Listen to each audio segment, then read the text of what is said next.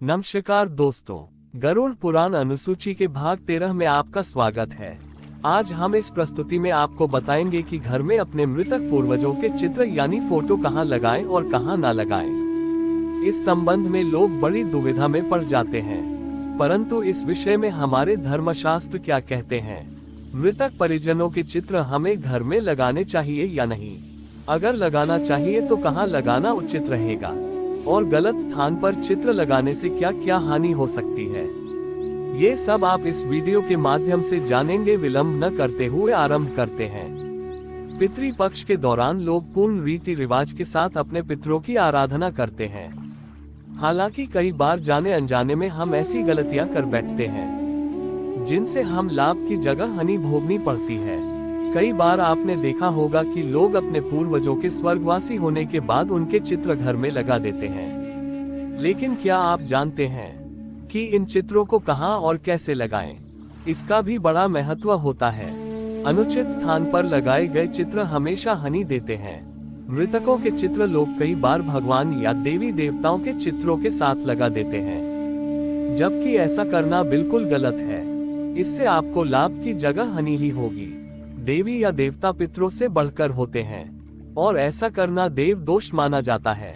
मृत लोगों के चित्र घर के मध्य भाग में नहीं लगाने चाहिए, इससे आपका मान सम्मान कम होता है।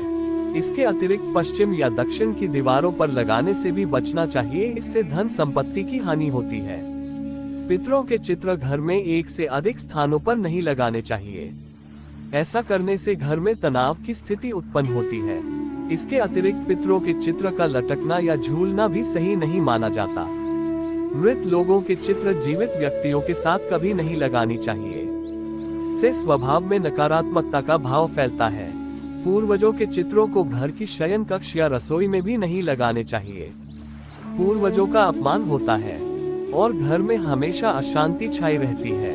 अब प्रश्न यह उठता है कि मृत परिजनों के चित्रों को हम कहाँ लगा सकते हैं। कुछ वस्तु शास्त्रीय के अनुसार यदि घर में पूजा पाठ का स्थान ईशान कोण यानी उत्तर पूर्व में है, तो पितरों के चित्र को पूर्व में लगा सकते हैं।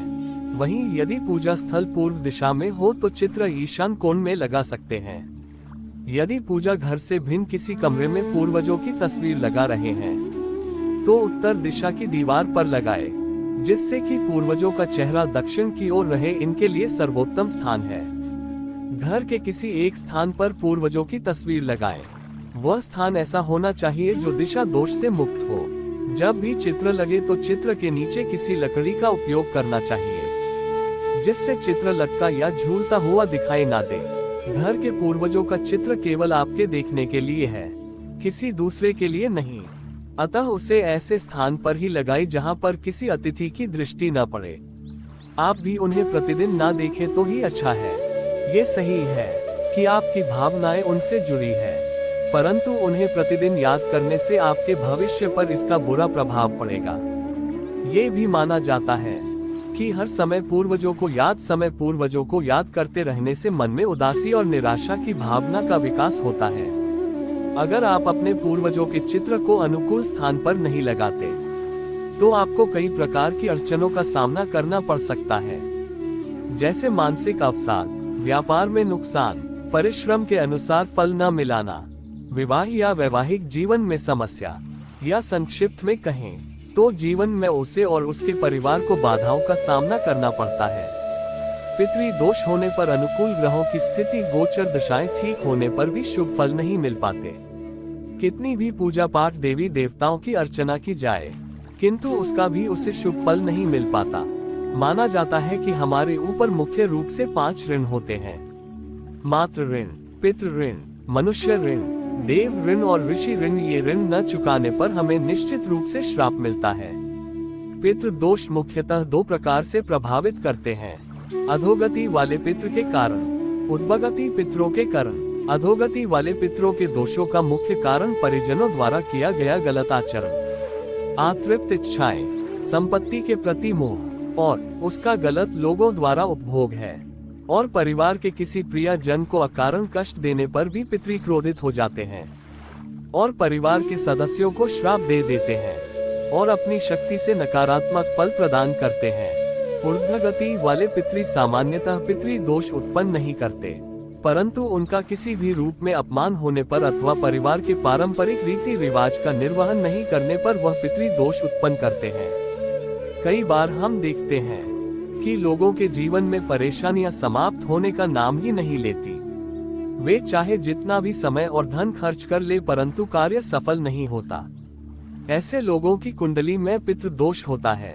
ये दोष पीढ़ी दर पीढ़ी कष्ट पहुंचता रहता है जब तक कि इसका विधि विधान पूर्वक निवारण न किया जाए। यह आने वाली पीढ़ियां को भी कष्ट देता है। इस दोष के निवारण के लिए कुछ विशेष दिन और समय तय किए गए हैं जिनमें इसका पूर्ण निवारण होता है। श्राद्ध पक्ष यही अवसर है जब पितृ दोष से मुक्ति पाई जा सकती है। दोष के निवारण के लिए शास्त्रों में नारायण बलि और नागबलि का विधान बताया गया है। अगर आप चाहते हैं कि हम नारायण बलि और नागबलि इन दो विघ्नों पर संक्षिप्त वीडियो बनाएं, तो अभी कमेंट करें। आज के लिए केवल इतना ही। वीडियो को लाइक करें और चैनल को सब्सक्राइब अवश्य करें। धन्यवाद।